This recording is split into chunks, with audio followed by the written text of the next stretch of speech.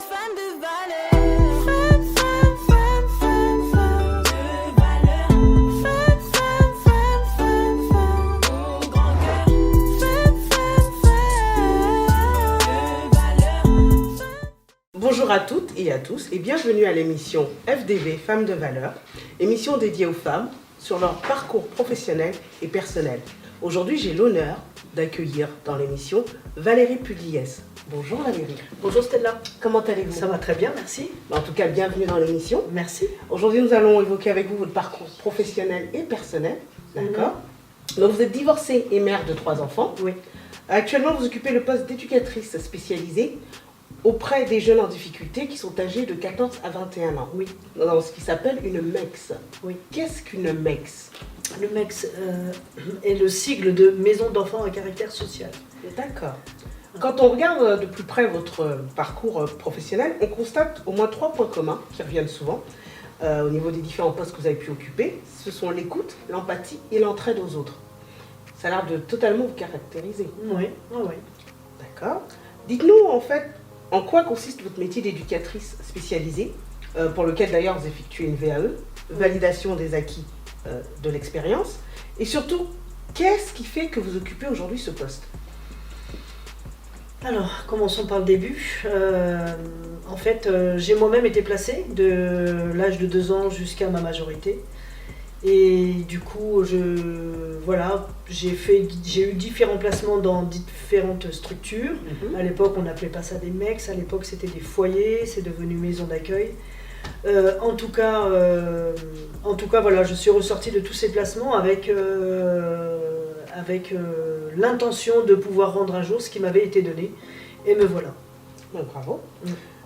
Quel diplôme faut-il exactement pour exercer ce métier? Ou plutôt, est-ce qu'il y a des spécialisations à faire? Alors des spécialisations, oui. Maintenant, le diplôme, je suis la preuve vivante qu'il ne faut pas nécessairement de diplôme. Peut-être une appétence certaine en tout cas pour travailler, pour accompagner en tout cas les jeunes en difficulté, qu'elles soient sociales ou qu'elles soient familiales. Et une certaine appétence, ça c'est sûr. Les diplômes viendront par la suite puisque je suis en cours de validation des acquis justement pour obtenir le diplôme d'éducateur spécialisé. D'accord, on vous souhaite vraiment de le réussir. Merci, merci beaucoup. Donc vous travaillez dans une MEX et quel est le public accueilli dans ces MEX? On accompagne les jeunes âgés d'environ 14 ans jusqu'à 21 ans, de tout type de placement, que ce soit le juge des enfants ou décision administrative. Moi, pour ma part, j'accompagne ce qu'on appelle communément les mineurs non accompagnés, anciennement mineurs isolés étrangers. D'accord. Et les jeunes que j'accompagne au quotidien sont âgés, on va dire, de 16 à 18 ans. D'accord. Voilà. Quel est le plus difficile à gérer effectivement au sein de cette structure? Alors, au quotidien, auprès des jeunes, ça va être la distanciation. Voilà, toujours garder la bonne distance avec le jeune, ni trop proche, ni pas assez, j'allais dire. Et effectivement, voilà, ça c'est, pour ma part en tout cas, c'est peut-être ce qui va être plus difficile à gérer. D'accord. Vous avez occupé des postes en collectivité et en association, des postes pour le moins très diversifiés. Quel est le poste qui vous a le plus enrichi? J'allais dire celui que j'occupe actuellement. Voilà, ça fait 9 ans maintenant que je l'occupe. D'un point de vue humain, après je dirais le poste de responsable état civil que j'ai occupé aussi m'a beaucoup marqué. Celui aussi d'adjoint administratif à la direction générale des services d'une grande ville de 17 000 habitants. Voilà. D'accord. Dans la majorité des postes, comme je disais tout à l'heure, vous avez occupé, on a effectivement 3 points qui vous caractérisent beaucoup, des qualités, on peut dire, qui sont l'écoute, l'empathie et l'entraide des autres. Est-ce que vous direz que c'est du fait de votre placement, de votre vécu à l'ASE, à la DAS, à l'époque, la DAS qui était la direction des affaires sanitaires et sociales, est-ce que vous direz que c'est de par votre vécu qu'aujourd'hui vous avez ce genre de qualité et en plus on aimerait savoir comment vous avez vécu cette période de placement? Ces qualités-là, je dirais, on les a à la base dans son tempérament. Après, peut-être que ça s'accroît selon le vécu que nous avons. Après, par rapport au placement, non. Ça m'a jamais empêché Non, pour moi je l'ai vécu naturellement puisque j'y ai été placée depuis toute petite, Ouais, très donc, tôt, je l'ai vécu naturellement. Voilà. D'accord. On est 4 d'une même fratrie Mhm. à avoir été placés dans des structures tout à fait différentes, puisque eux étaient même placés en famille d'accueil, ce que moi je refusais. Moi, pour moi, je n'avais qu'un père, je n'avais qu'une mère, enfin bref. Mhm. Et du coup, pour moi, c'était voilà, le foyer ou rien du tout. Non, je pense que, en tout cas, moi, non, je n'ai pas eu j'ai pas de mauvaise expérience de tous mes placements. D'accord, très bien. Au niveau personnel, vous avez l'air d'être constamment en recherche de nouvelles compétences. Par exemple, à 34 ans, vous avez obtenu un DAU, diplôme d'accès aux études universitaires. Qu'est-ce qui vous a motivé pour reprendre vos études? Et bien justement, de pouvoir accéder aux études d'éducateur spécialisé. Puisque D'accord. pour cela, il faut être détenteur du bac. Mhm.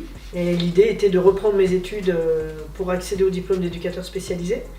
Et comme au même moment, je me suis séparée du père de mes enfants, j'ai priorisé l'éducation de mes enfants, donc j'ai remis ce projet-là à plus tard.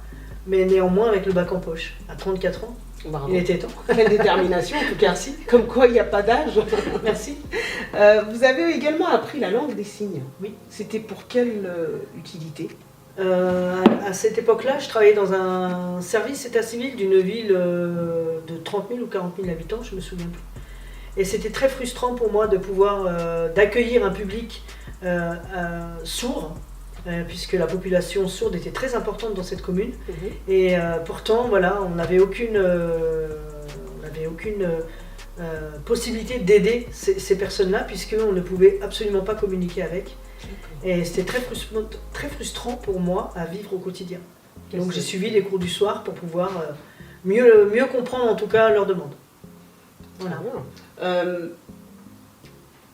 Donc vous avez appris la langue des signes. Et est-ce que vous pouvez nous montrer comment on dit « je m'appelle Valérie » Alors, Voilà. je m'appelle Valérie, j'épelle le prénom, ou alors il y a une manière aussi entre sourds, par exemple par rapport à une caractéristique du visage. Moi, mon signe chez les sourds, lorsque je communique, ça va être le V de Valérie à côté des yeux, parce que j'ai les yeux verts, paraît-il. Voilà. Effectivement, oui, c'est C'est plus simple que d'épeler à chaque fois le tout à fait, voilà. Et comment on dit merci dans la langue des signes? Merci. D'accord, bah merci. En 2012, vous avez basculé donc d'un poste de responsable d'un service d'état civil à éducatrice, d'accord, que vous exercez. Vous avez donc exercé en fait un virage à plus de 360 degrés. Oui. Vous avez expliqué effectivement vos motivations, mais comment vous avez pu passer de l'un à l'autre? Comment j'ai pu passer l'opportunité. Voilà. D'accord. J'ai un ami qui m'a proposé voilà, d'occuper un poste d'éducatrice sans en avoir le diplôme. Et comme c'est ce que je veux faire depuis toujours, j'ai pas eu à réfléchir, on va dire. J'ai saisi l'occasion D'accord. immédiatement. Et je regrette pas à ce jour. Ouais, très bien. Voilà. De 2018 à 2019, vous prenez l'année sabbatique pour vous essayer, n'est-ce pas, dans une entreprise appelée Recyclim. Oui. Quelles étaient les missions dans cette entreprise et quelles sont les compétences que vous avez pu développer? Les missions de l'entreprise étaient de pouvoir intervenir sur des chantiers de désinstallation de systèmes de froid et climatisation. Voilà.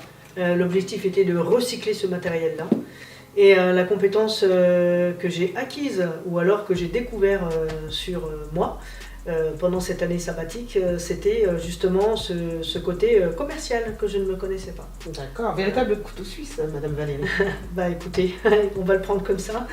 Sauf erreur, vous êtes actuellement en pleine réflexion pour créer une micro-entreprise.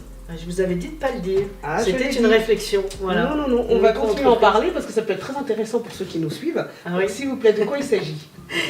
Et en fait, voilà, les différents confinements ont développé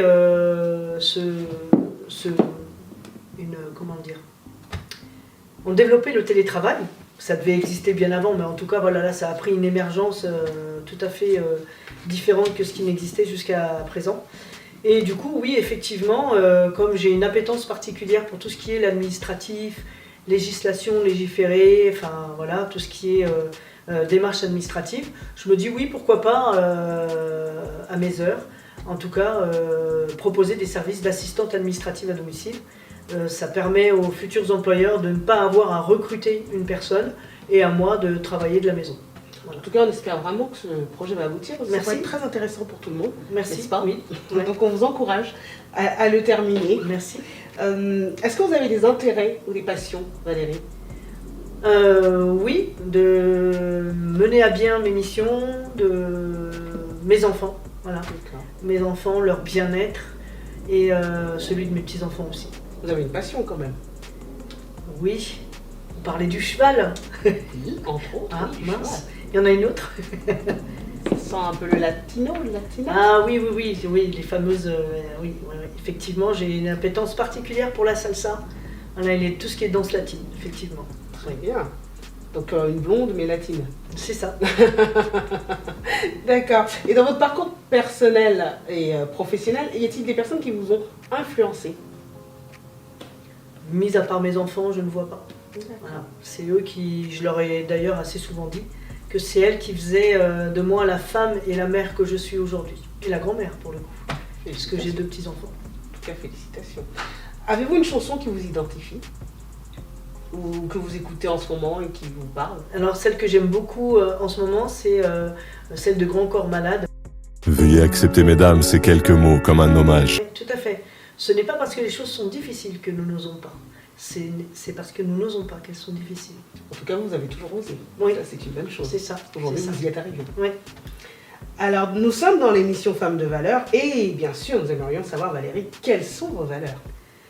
L'honnêteté, l'intégrité et la famille. Très belle valeur. Nous aimerions également savoir si vous avez un petit message à dire aux auditeurs ou pas.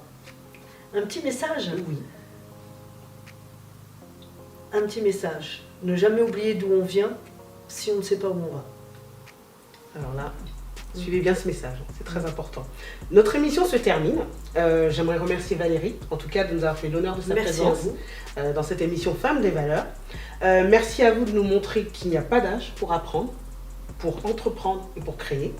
Vous représentez vraiment une self-made woman, toujours en quête de nouveaux défis, professionnels comme personnels. Et pour moi, vous représentez vraiment une femme caméléon aux multiples casquettes. En tout cas, et comme on veut vous remercier d'être tout ce que vous êtes, on a pensé à vous. Merci. Vous avez un petit cadeau. Merci beaucoup. Voilà. Donc merci aux auditeurs et aux auditrices de nous avoir suivis dans cette émission Femmes de valeur. Nous vous donnons rendez-vous la semaine prochaine avec une autre femme de valeur. Et surtout, n'oubliez jamais, quand une femme connaît sa valeur, elle devient inarrêtable. Femme de valeur.